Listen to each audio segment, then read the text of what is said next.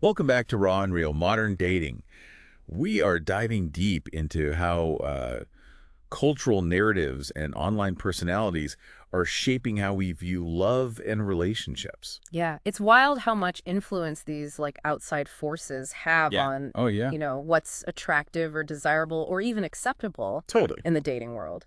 So to kind of unpack all this, we are looking at a YouTube clip Okay. from the channel Whatever Clips, Okay. and they're having this roundtable discussion reacting to Andrew Tate.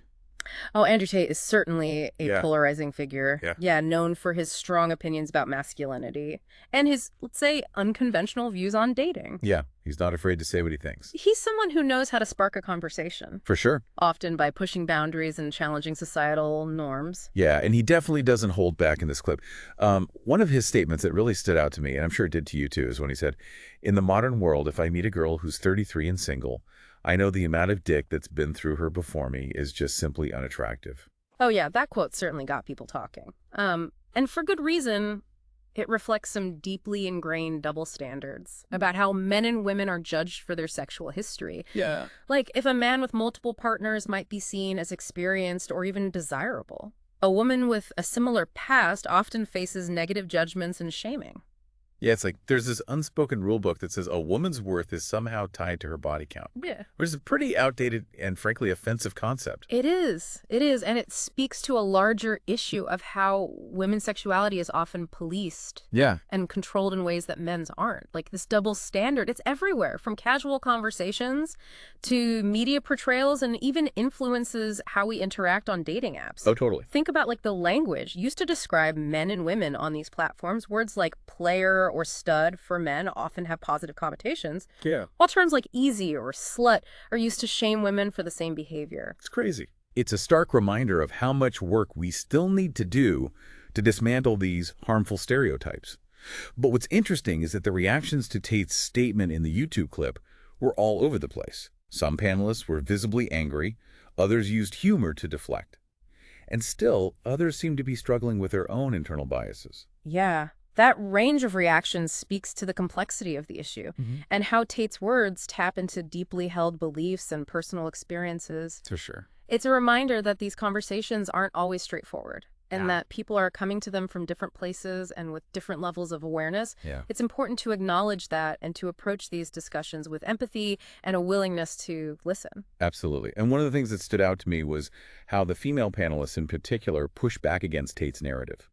One pointed out that experience can actually be a strength, that maturity and emotional depth often come with age, and those are qualities that many people find incredibly attractive. Absolutely. It's so important to challenge the assumption that youth is the only valuable asset a woman can bring to a relationship. There's so much more to a person than their age. And to reduce someone's worth to a number completely ignores the richness and depth of their lived experiences. Speaking of reducing people to simple categories, there's this moment where one of the male panelists compared Andrew Tate to, wait for it, Yeah. Donald Trump. Interesting. What did you make of that comparison? Oh, that's a comparison that's sure to raise some eyebrows. Right. Both figures are known for their outspokenness, their ability to polarize opinion, and their strategic use of shock value to grab attention. It makes you wonder, is there a method to the madness? Right. Are they intentionally pushing buttons to gain notoriety, or are they simply expressing their genuine beliefs? Yeah, good question. It's a question worth pondering, and it speaks to the power of personality in the digital age. We're often drawn to those who are bold, confident, and unafraid to speak their minds, even if we don't agree with everything they say. It's like they're tapping into this primal need for entertainment. And sometimes that entertainment comes at the cost of thoughtful discourse. But back to the topic at hand.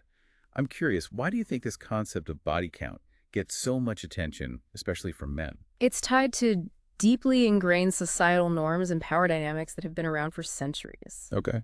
Historically, women have been viewed as property, and their value has been linked to their purity and virginity. These outdated notions persist in subtle ways, influencing our subconscious biases and shaping our expectations around sexuality. You're right. And it's something we need to actively challenge and dismantle. And, if you're finding this deep dive into the complexities of modern dating insightful, you're in the right place. We've got a ton more content here on the Raw and Real Modern Dating channel that explores these themes in depth. Be sure to check it out when you have a chance. But for now, let's get back to this juicy YouTube clip. Yeah, it's interesting how these conversations often bring up our own insecurities and anxieties around dating. Oh yeah, for sure. And speaking of anxieties, there was this one part where the panelists started joking about Andrew Tate's appearance, specifically his baldness. It almost felt like a way to undercut his authority, you know. Maybe even dismiss his views as coming from a place of insecurity. Yeah, right? It highlights how quick we are to judge based on appearances, especially in the dating world where first impressions can be everything. Oh, totally. You scroll through profiles making snap judgments based on a few photos and a bio.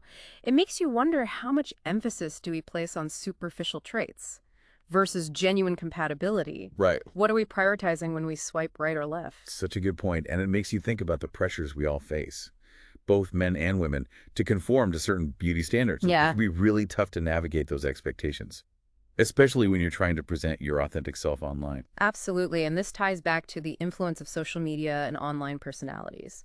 We're constantly bombarded with images of what's considered attractive or desirable, which can distort our own perceptions and make it even harder to feel confident in who we are. Yeah, one thing that really surprised me was when one of the female panelists admitted to having mixed feelings about Andrew Tate. She found some of his comments upsetting, but also confessed to this suspicious feeling of liking him. It's like she was wrestling with the fact that someone can be entertaining or charismatic, Yeah.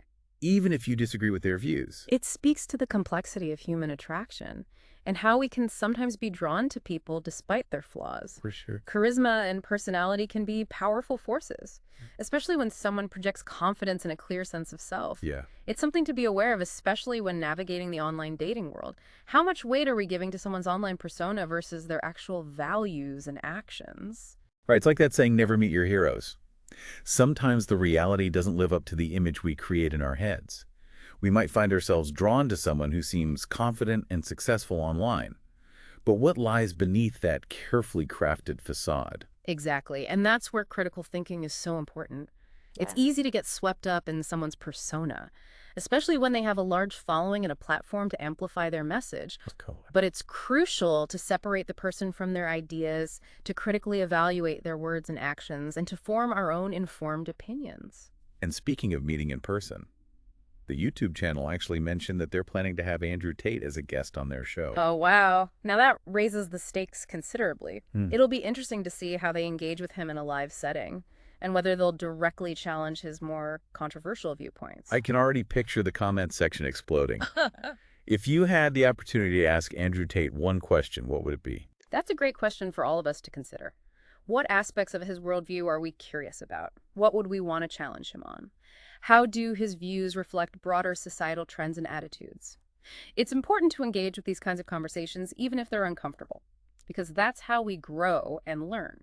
You know what's really fascinating to me is how this whole discussion ties back to the larger themes we explore here on Raw and Real, modern dating. We're diving deep into the dynamics of attraction communication and how we form relationships in a world that's increasingly influenced by technology and online personalities. Absolutely. This isn't just about Andrew Tate or any one individual. It's about understanding the forces that shape our perceptions of love, dating, and relationships in the digital age.